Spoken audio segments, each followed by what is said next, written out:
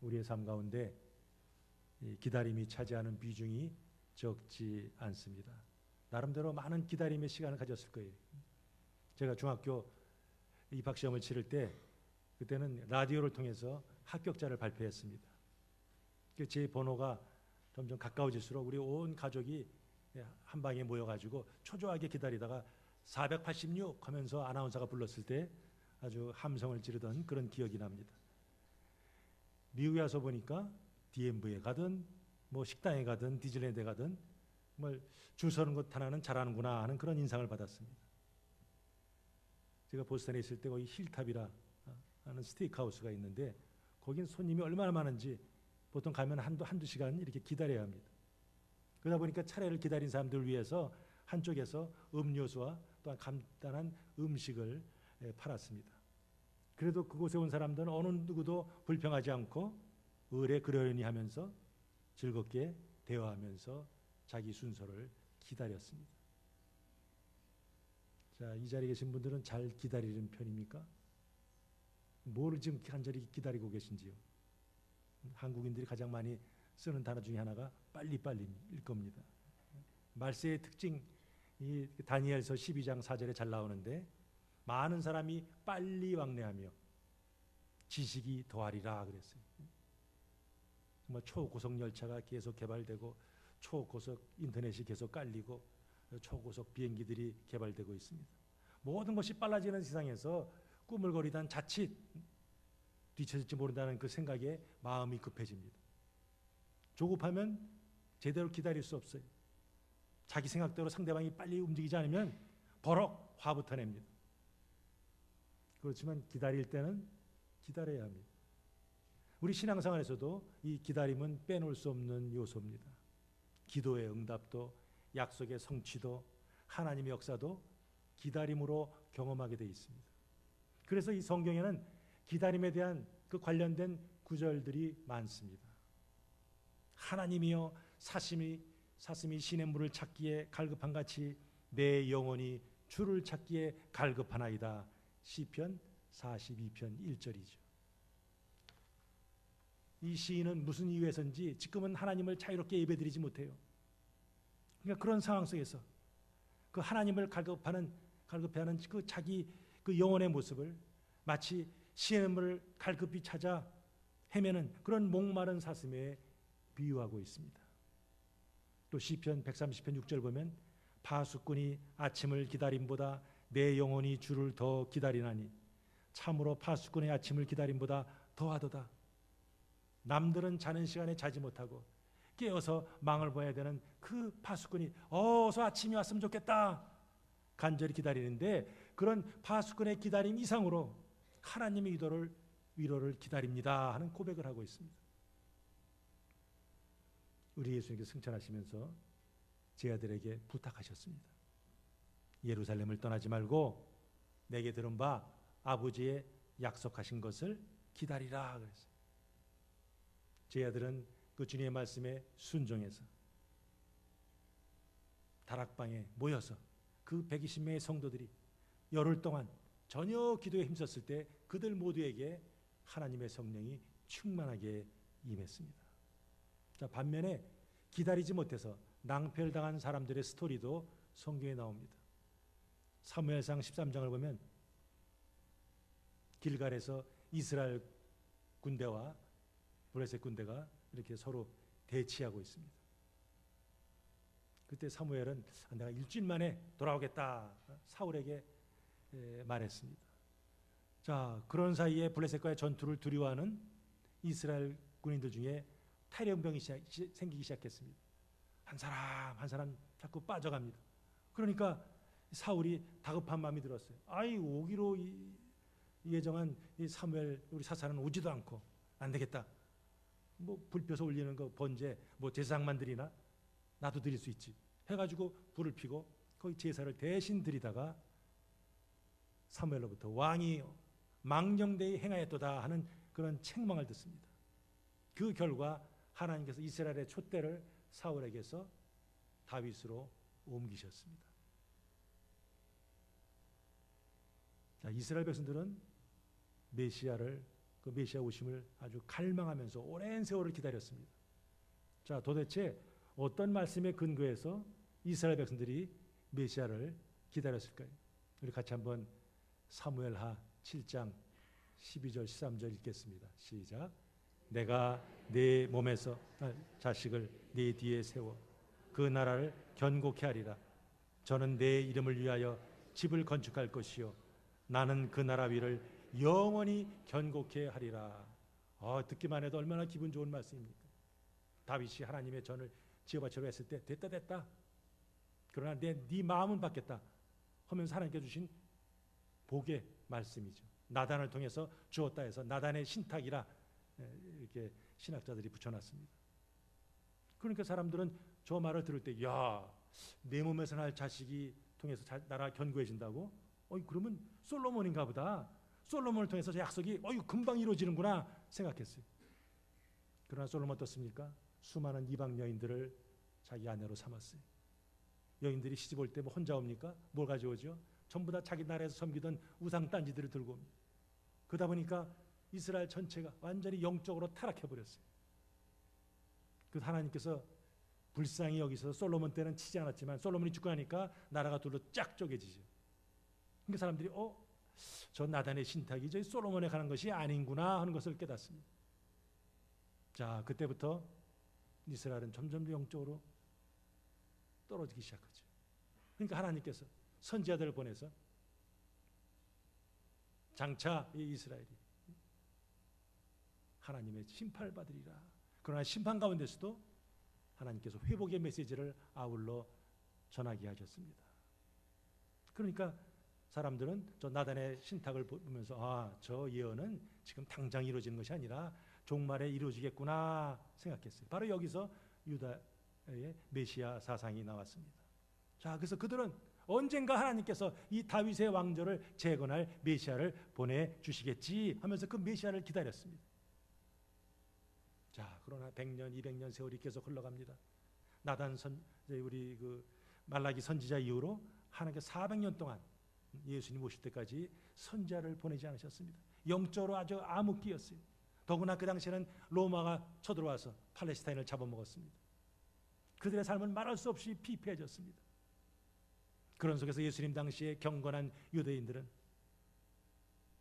바로 이스라엘을 로마의 압제에서 건져주실, 그리고 회복시키실, 그 위로하실 그 메시아를 기다렸습니다. 자, 예수님께서 베세다 광야에서 보리떡 5개와 물고기 2마리로 남자만 몇 명 먹였어요? 5,000명을 먹였습니다. 그랬더니 그것을 먹은 무리들이 예수님을 억지로 왕으로 삼으려고 했어요. 요한복음 6장에 나오죠. 바로 이 요런 오병이의 사건은 이스라엘 백성이 메시아의 오심을 얼마나 간절히 기다렸는지를 단적으로 보여주는 그런 사건이죠. 이번 대림절 기간에 주님을 기다리며 하는 주제로 지금 설교를 하고 있습니다. 오늘은 그 메시아의 오심을 간절히 기다리는 두 노인들을 우리가 같이 살펴보기를 원합니다. 오랜 기다림 끝에 그들은 예수님을 성전에서 만났습니다. 이 자리에 계신 분들도 믿음으로 기다릴 줄 아는 사람들이 되어서 시므온과 안나와 같이 그런 하나님의 풍성한 위로와 사랑을 경험하시기를 주님의 이름으로 축복합니다. 자, 오늘 본문 어떻게 시작되죠? 누가가 예루살렘에 사는 한 사람을 소개합니다. 그 사람은 시므온. 우리 이스라엘 사람들은 그 히브리 이름은 전부 다 뜻이 있다 그랬어요. 그가 들으셨다 하는 뜻입니다. 사무엘 다 같은 어원을 갖고 있죠. 들으셨다 하는 거예요. 근데 누가는 시몬에 대해서 3가지로 묘사하고 있습니다. 첫 번째, 그는 의롭고 경건했다. 의가 뭡니까? 하나님이 요구하시는 것이 의예요. 그러니까 의롭다는 건 뭐예요? 하나님이 요구하시는 것을 만족시켰다는 거죠. 하나님과 올바른 관계를 가지고 하나님 말씀대로 순종하면서 한 해부터 이거 기특하네 인정받는 사람, 그런 사람이 의인이죠. 경건은 어떻습니까? 하나님의 많은 속성이 있어요. 전지전능, 무소부재. 그 중에 하나가 거룩입니다. 삶 속에서 그 거룩함을 드러내는 것, 그게 바로 경건이죠. 디모데전서 6장에는 경건치 못한 행실에 대해서 언급합니다. 교만, 투기, 분쟁, 회방, 정욕에 빠지는 거, 돈을 사랑하는 거. 반면에 바울은 또 경건한 자의 특징도 언급합니다. 디모데전서 6장 11절 보니까 너 하나님의 사람아 이것들을 피하고, 즉 경건치 못한 것들을 피하고 의와 경건과 믿음과 사랑과 인내와 온유를 쫓으며 믿음의 선한 싸움을 싸우라 권면합니다. 자, 시몬 어떤 사람이라고요? 의롭고 경건한 자였어요. 두 번째는요, 그는 이스라엘의 위로를 기다렸다 합니다. 그러니까 이스라엘의 회복을 위해서 오시는 그 메시아를 간절히 기다리는 그런 경건한 유대인 중에 한 사람이었다는 거예요. 세 번째는요, 성령께서 그 위에 계셨다. 이 계시더라 하는 그 표현이 25절 그 끝에 나오죠. 이거는 문법적으로 미완료 시제, 아직 끝나지 않았어요. 계속되는 상태, 어떤 동작이 반복되거나 어떤 진행의 의미를 가질 때 이 미완료를 씁니다. 그러니까 성령께서 어느 날부터 시몬에게 임했는데 그 시몬에게 계속 있더라 하는 거죠. 시몬이 하나님의 성령의 인도함을 계속해서 받더라 하는 뜻이에요. 그 결과 하나님 성령께서 늘 이 시몬과 동행하시니까 시몬은 의롭고 경건한 신앙을 가지게 되었고, 그리고 이스라엘의 위로를 기다리는 그런 종말론적인 신앙을 가지게 되었습니다. 또 하나, 하나님의 성령께서 감동을 주셨어요. 야 시몬아, 너는 메시아를 보기까지 넌 절대로 안 죽어. 시몬은 그 약속을 아멘 하면서 딱 붙들었어요. 언젠가는 모르지만 내가 메시아를 볼 날이 있을 것이라 하면서 그날을 손꼽아 기다렸습니다. 자, 그러면서 이제 오늘 이 본문이 시작되죠. 자, 모세가 명한 율법에 의하면은 유대인 남자아이는 8일 만에, 난지 8일 만에 할례를 행하고 40일이 지나면 예루살렘 성전에 가서 제사를 드려야 했습니다. 레위기 12장에 나오죠. 그래서 예수님의 부모는 그 율법의 명령을 따라서 정결 예식을 드리기 위해서 이제 아기 예수를 데리고 그들이 예루살렘에 올라갑니다. 그때 시몬도 성령의 감동이 왔어요. 이 성전에 가고 싶은데 하는 마음이 들었어요. 그래서 성전에 들어갑니다.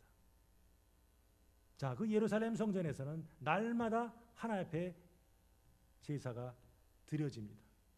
지려지기는 하지만은 그러나 진정한 의미에서 그 성전의 주인은 계시지 않았어요. 빈집과 다름없었어요. 그런데 그 빈집에 이제 성전의 주인이 나타나셨어요. 요한복음 1장 4절 보면 그 안에 생명이 있었으니 이 생명은 사람들의 빛이라. 빛이 어둠에 빛이 돼 어둠이 깨닫지 못하더라. 빛 대신 예수님께서 이 땅에 오셨지만은 그러나 세상은 제대로 알지 못했어요.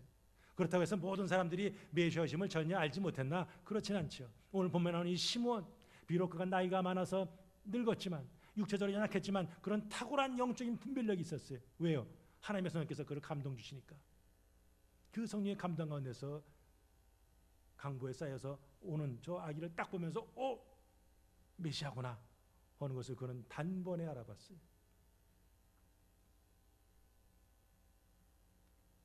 그러니까 시몬이 찬양을 하죠. 주제여, 이제는 말씀하신 대로 종을 평안히 놓아 주시는도다. 자, 이 시몬의 찬양은 두 가지 의미가 있어요. 하나는 야, 드디어 메시아를 만났네. 오랫동안 기다리던 그 메시아를 만난 기쁨, 그 기쁨이 충만해서 부르는 노래입니다. 그러나 또 한편에서는 이제 만났으니까 내 사명은 끝났네. 곧 맞이할 죽음을 사실은 준비하는 노래라 할 수 있습니다. 이 시몬이 부른 찬양을 이렇게 제목을 붙여놨어요. 이제는 놓아주시는도다. 라틴어로 nunc dimittis 해가지고 이렇게 이 시몬 찬양에 제목을 붙여놨습니다. 누가 보면 사실은 예수님의 탄생과 관련돼서 찬양이 여러 편 나옵니다. 1장 42절에 엘리자베스의 그 찬양이 있습니다. 하나님의 성령에 감동해서 부르죠. 그 다음에 또 마리아의 찬송이 1장 46절부터 나옵니다. 또 세례자 요한의 아버지인 사가랴의 찬송이 1장 68절에 나옵니다. 그리고 오늘 본문 바로 앞부분에 천사들의 찬양이 2장 14절에 나옵니다. 지극히 높은 곳에서는 하나님께 영광이요, 땅에서는 기뻐하심을 입은 사람 중에 평화로다. 천사들이 찬양했는데 바로 천사들이 찬양했던 그 샬롬, 그 평화가 지금 누구에게 임한 거예요? 시몬에게 임했습니다. 직접 쾅 하면서 영적으로 부딪히고 몸으로 와닿는 그런 샬롬을 시몬이 경험했어요. 자, 그가 찬양 드린 내용 보면 어떻습니까? 주제요 이렇게 해야죠. 주제가 무슨 말입니까? 요즘 말로 하면 주인 거죠. 주인님 하는 거예요. 그러니까 시몬이 자기 자신을 하나님의 종으로, 그리고 하나님을 주제라고 부릅니다. 주제가 뭐예요? 절대 주권을 가지신 하나님이시죠. 그 하나님께 어떻게 기도해요? 놓아주세요 이거죠. 놓아주는 건 뭡니까? 죽음이죠. 죽음. 삶과 죽음을 주관하시는 그 하나님께 이제 저를 좀 놓아주시옵소서 하는 거지.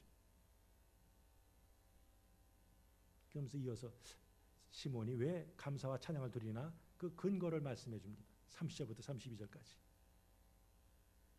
첫 번째 시몬은 하나님의 구원을 봤어요. 하나님의 구원이 있다는 말은 뭘 본 거예요? 메시아이신 예수님 본 거죠. 드디어 제가 메시아를 봤습니다 하면서 지금 감사의 찬양을 올리는 거죠. 그리고 그 예수님은 바로 하나님께서 만민을 위해서, 만민의 구원을 위해서 준비하신 분입니다 하는 것이고, 또한 그 예수님을 통해서 하나님의 영광을 나타내실 뿐만 아니라 하나님 믿는 백성들에게도 영광을 가져다 주십니다. 감사합니다 하는 그런 찬양이죠.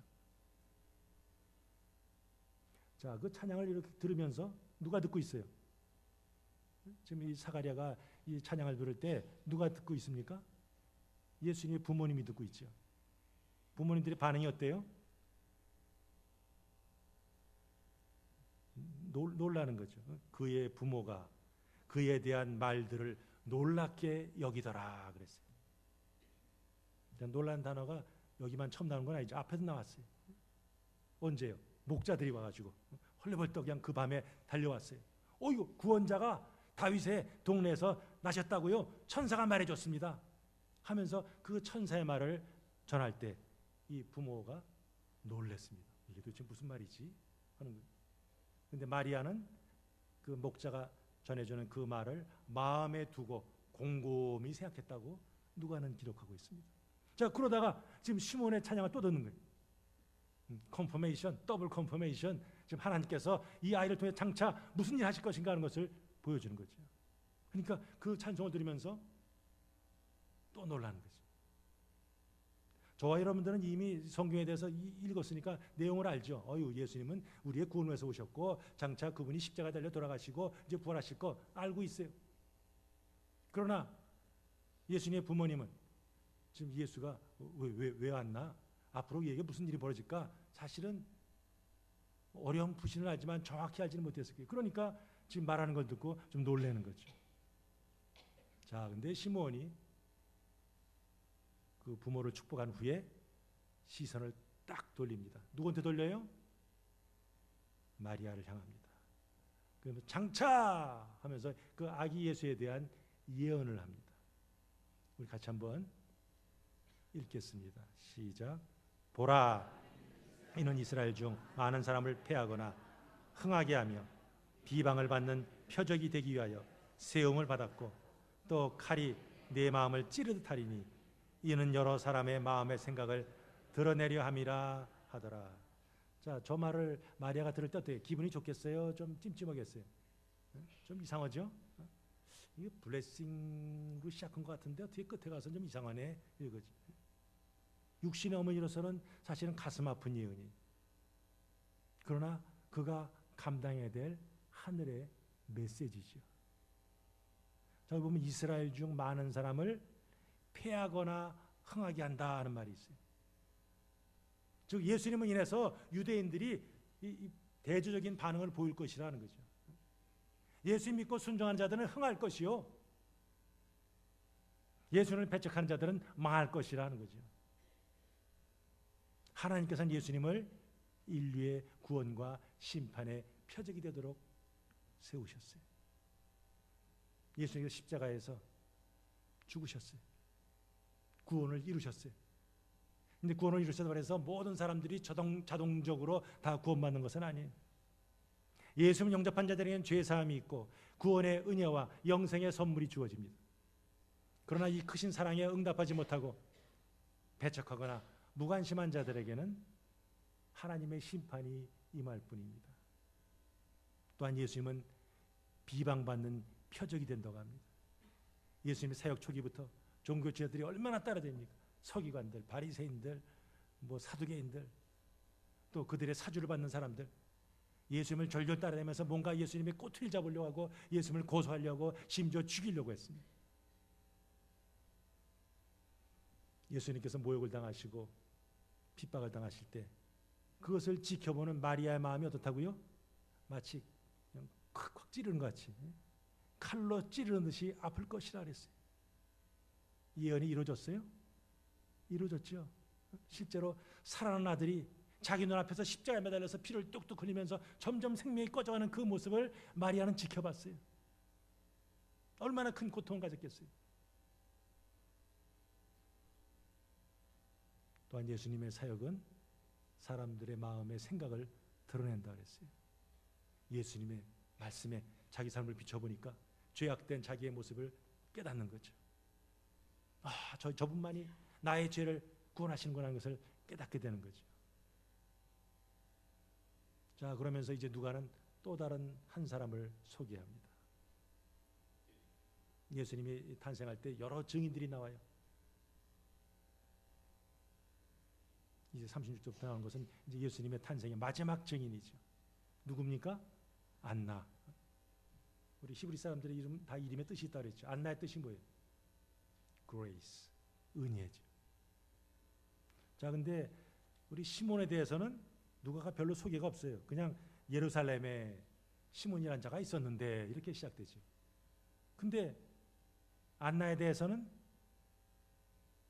시몬과 달리 아주 인적 사항에 대해서 그것도 비교적 자세히 소개하고 있습니다.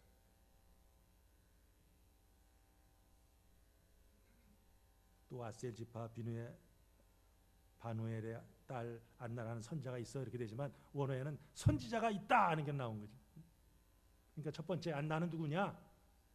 선지자였다 하는 거죠.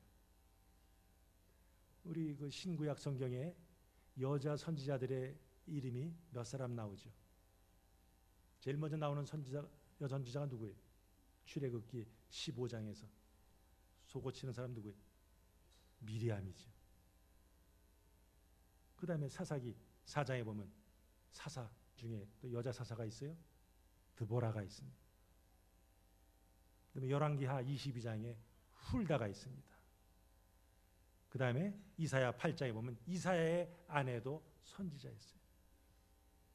그 다음에 우리 사도행전 21장에 보면 빌립의 네 딸들이 또 선지자였어요. 자, 첫 번째로 소개할 때 안나는 선지자였다 하는 것이고, 두 번째는요.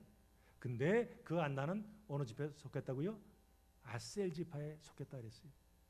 자, 구약을 읽어보면서 아셀에 대해서 많이 나옵니까? 처음에 이렇게 땅을 이렇게 나눠줄 때 그때는 아셀의 이름이 나와요. 그러나 그 후에는 아셀의 이름이 거의 언급이 안 되죠. 아셀 지파는 이 북이스라엘 왕국을 이렇게 구성했던 10지파 중에 한 지파였어요. 그러나 예수님 당시에는 아셀 지파 어디서 들어본 것 같은데 어디 있지? 존재조차 희미한 잊혀진 지파가 되었습니다. 그 유다 지파가 아닌 안나가 저 북쪽에 살다가 언제 이 예루살렘 남쪽까지 내려왔는지는 성경에 언급이 없습니다. 그러나 하나님께서는 유다 지파뿐만 아니라 온 이스라엘 백성들을 위로하기를 원하셨어요. 그래서 그 하나님의 그 위로가 지금 아셀 지파 그 여인에게 지금 이렇게 다가오는 거죠. 세 번째로 안나는 나이가 매우 많았더라 하는 거죠. 자, 그가 결혼했는데 몇 년 동안 결혼 생활했어요?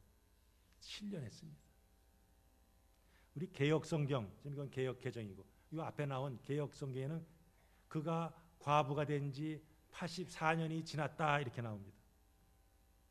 근데 나중에 또 나온 개역 개정판은 어떻게 돼요? 84세에 이르기까지 과부로 있었다 그래요. 좀 이렇게 헷갈리죠? 84년은 그녀가 과부로 있던 기간이 될 수도 있고 84년은 그녀의 현재 나이일 수도 있다 하는 거죠. 문법적으로 어느 거나 맞아요. 그러나 분명한 공통점 뭐예요? 하여튼 안나는 나이가 많아 매우 늙었다는 사실, 이거는 확실한 거죠. 자, 당시 가부장제 사회에서 남편을 잃은 이 과부는 사회에서 소외된 자로 약자로 살아갈 수밖에 없습니다. 뭐 요즘은 여자 비즈니스워먼도 많지만 그러나 그 옛날에 여인들이 할 수 있는 경제 활동 거의 없었어요. 그러니까 이 생계를 꾸려가기가 쉽지 않았습니다. 머리털은 백발이 되고 얼굴에 깊은 골이 점점 펴져가는 그 늙은 과부를 주목하는 사람들은 거의 없었을 거예요. 그다음에 네 번째로 누가는 안나를 어떻게 소개합니까? 근데 안나가 성전에 머물면서 주야로 금식하면서 기도했더라.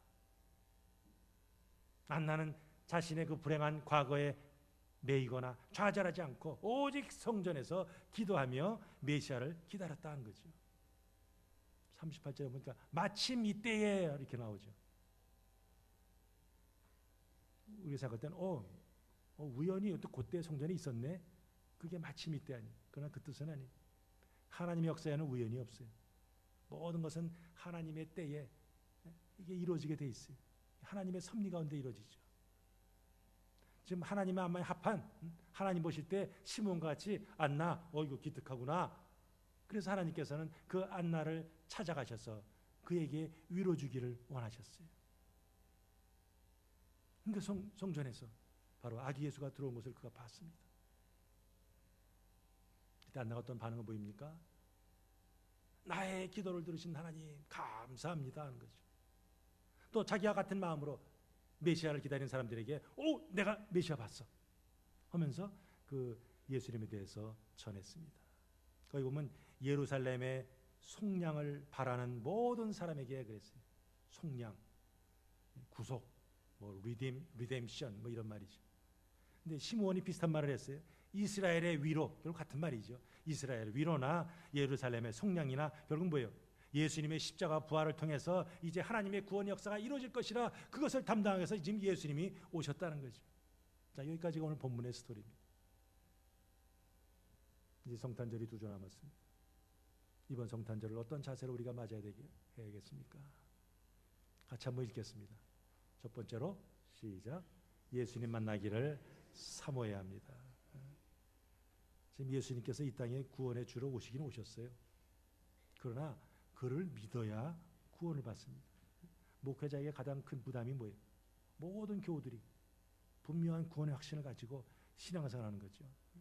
그냥 주일날 한번 나와서 하나님 하이 하고 얼굴만 비추고 하는 게 아니라 정말로 주님 가운데 주님을 확실히 믿고 신앙생활, 확신 속에 신앙생활하는 거죠. 교회 오래 다녔어도 예수님을 개인적으로 만난 적이 없다면 정말 금년에 가기 전에 정말 예수님은 나의 주님으로, 나의 구주로 영접해야 합니다. 아직도 예수님이 구주인 것이 믿어지지 않으면 내게 믿어지는 믿음을 주옵소서 기도하셔야 합니다. 그동안에 내가 나의 삶의 주인이 되어서 살아온 그 삶을 회개하면서 이제는 주님 뜻대로 주님 원하시는 삶을 살기 원합니다. 그렇게 나가야죠. 주의 약속은 어떤 이에 더디다고 생각하는 같이 더딘 것이 아니라 오직 너희를 대하여 오래 참으사 아무도 멸망치 않고 회개하기에 이르기를 원하시느니라. 베드로서 3장에서 말씀하십니다. 자, 지금은 나중에 믿지 믿어도 상관없어요. 지금은. 그러나 예수님께서 이 땅에 다시 오시는 날은 그때는 어떻게 되는 거예요? 구원의 문이 꽝 닫힐 때죠. 아직 예수님 믿지 않았는데 지금 주님이 오시면 어떻게 됩니까? 그 인생은 끝난 거죠. 내 어머니, 내 아버지, 내 사랑하는 남편, 내 사랑하는 자식이 아직도 예수님 영접하지 않으므로 지옥 갈 거 생각하니까 저 마음이 불타는 것 같은, 이게 바로 우리들이 가질 마음이죠. 믿음의 본질이 뭐예요? 우리 새가족반 할 때 항상 던지는 질문은 선포된 복음을 받아들이는 거죠. 예수님 믿는 것만이 구원에 이르는 유일한 길이에요. 서양 사람들은 예수님을 믿어야 뭐 구원받는다고, 자기들에게만 구원이 있다고 기독교는 편협해 주장을 하지만 그런 공격해도 어쩔 수가 없어요. 예수님을 통한 구원은 이건 뭐 양보할 수도 없고 부인할 수도 없는, 이건 하나님의 진리이기 때문입니다. 얼마나 오래 살았냐, 얼마나 많이 누렸느냐, 얼마나 많이 가졌느냐, 주님은 그거 보지 않습니다. 네 속에 예수님이 있느냐 하는 거죠. 우리 인생은 예수님 만날 때 비로소 의미를 갖습니다. 시몬과 안나가 예수님을 만나듯이 이번 성탄절에 이 예수님을 만나는 복을 가지시기를 주님의 이름으로 축복합니다. 이미 만나신 분들은 주님과 더 깊은 교제를 나누게 해달라고 기도하셔야 되죠. 자, 두 번째로는요. 시작. 성령 충만을 사모해야 합니다. 시몬이나 안나는 점점 쇠자라가는 그 육체를 가지고 있죠. 평소에 알고 지내는 것들이 하나하나 곁을 떠납니다. 그런 속에서 찾아오는 사람도 없고 소외감을 느낍니다. 궁핍을 경험합니다. 언젠가는 메시아 오시겠지. 그저 메시아만을 기다리는 단조로운 삶을 살아왔습니다. 그럼에도 불구하고 그들이 오랜 시간 기다릴 수 있었던 것은 메시아를 만난다는 뭐가 있었기 때문에요? 믿음이 있었기 때문이죠. 그 믿음과 함께 필요한 것이 인내죠. 인내. 아무런 조짐이 보이지 않는다 할지라도 민마가 이루어질 때까지는 기다리려면 사실은 인내가 필요해요. 그런데 내가 인내를 가지리라. 우리 힘에는 한계가 있어요. 인내는 바로 성령의 열매. 갈라디아 5장 10절에 오래 참음 그랬죠.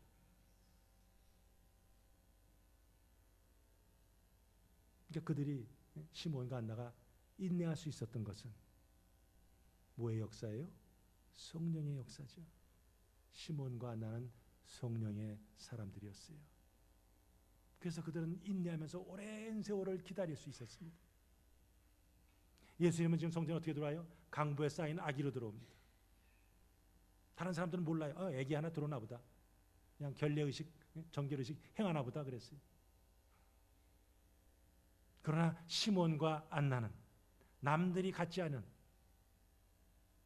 남들이 볼 수 없는 그런 영적인 안목과 분별력을 가지고 있었어요. 시몬과 안나가 보여준 이런 삶의 여정은 믿는 노인들이 혹은 믿는 우리 모두가 선택할 수 있는 가장 중요하고 아름다운 길이라 할 수 있습니다. 난 나이가 많기에 나는 아무것도 할 수 없어 생각해서는 안 되죠. 자식과 손자들의 눈치만 보며 살 것이 아닙니다. 또한 내가 옛날에 잘 나가는 사람이었는데 지나간 과거만을 되새이면서 인생을 마감할 때까지 그냥 기다리고 있어서는 안 됩니다. 우리는 주님이 부르신 날까지 그것이 무엇이든 우리는 주님의 사명을 감당해야 합니다. 바로 이 시몬이나 안나가 가졌던 영적인 안목, 이거 어떻게 생겼어요? 그들의 꾸준한 기도 생활, 그들의 꾸준한 말씀 생활에 기인한 거죠. 예수님께서는 오늘도 성령의 이끄심에 민감하여서 함께로 순종한 자들을 찾으십니다. 정말 성령으로 충만해서 성령이 시킨 대로 순종하면서 시몬과 같이 안나같이 귀한 하나님의 은혜를 맛보시기를 주님의 이름으로 축복합니다. 세 번째로요. 시작. 하나님의 비전을 따라 살기를 사모해야 합니다. 지금 시몬은 제사장도 아니에요. 예루살렘에 거주하던 그냥 평범한 할아버지였어요. 그러나 그는 영적으로 아주 탁월한 그런 경건함을 가지고 있었어요. 아까 말씀드린 것 같이 그는 성령에 의해서 메시아를 보기 전까지는 죽지 아니하라는 그런 계시를 받았습니다. 메시아를 기다리는 것이 그에게 비전이 되었어요. 그 비전 때문에 시몬의 기다림은 더욱더 간절해졌어요. 그의 경건과 그의 의로움은 더욱더 깊어졌습니다. 그리고 오랜 기다림 끝에 마침내 성전에서 주님을 만나는 복을 누렸습니다. 바로 신앙의 여러 가지 특징 중에 하나가 바로 기다림이죠. 그냥 막연한 기다림이 아니라 주님의 약속에 근거한 기다림입니다. 무엇보다도 우리 모두는 바로 이 예수님의 재림과 하나님의 나라, 그것이 우리의 비전이 되어야 합니다. 하나님 믿음으로 기다린 자들의 영혼을 수행시키시고 그리고 사명을 감당할 능력을 주십니다. 자, 지금 이 1장 누가복음 1장 2장 다 이게 뭐예요? 예수님의 구속 드라마죠. 여기서 탄생편 이거죠. 탄생편. 예수님이 태어나실 때 어떤 일이 벌어졌는가 하는 거예요. 자, 이 그러면 시몬과 이 안나가 예수님의 이 구속 드라마에서 그들의 역할이 뭡니까? 배역이 뭐예요? 광야에 나가서 세례자 요한처럼 뭐 회개하라 뭐 그런 회개의 세례를 외쳤습니까? 여기저기 다니면서 메시아 만날 준비하라 뭐 말했습니까? 그들이 한 것은 성전에서 그저 기다린 것밖에 없어요. 그러나 그 작은 역할을 담당했을 때 때가 되매 그들은 메시아를 보았고 품에 안고 찬양을 했습니다. 우리도 있어야 될 자리 믿음으로 지키고 있을 때 시몬과 안나에게 하나님께 자신을 나타내셨던 것 같이 우리에게도 나타나십니다. 자, 시몬과 안나가 예수님 몇 번 만났어요? 딱 한 번 만났어요.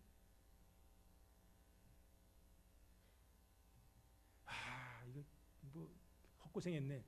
그들이 그랬어요? 단 한 번 만났어요. 뭐 몇 시간 있었겠어요? 잠깐이죠. 그러나 그동안 그 오랜 세월 동안 기다린 것이 그들에겐 전혀 아깝지 않았어요. 만족이 있고 기쁨이 있고 막 찬양이 절로 나왔어요. 이런 한 번의 강렬한 만남이 사실 우리 모두에게 필요한 거죠.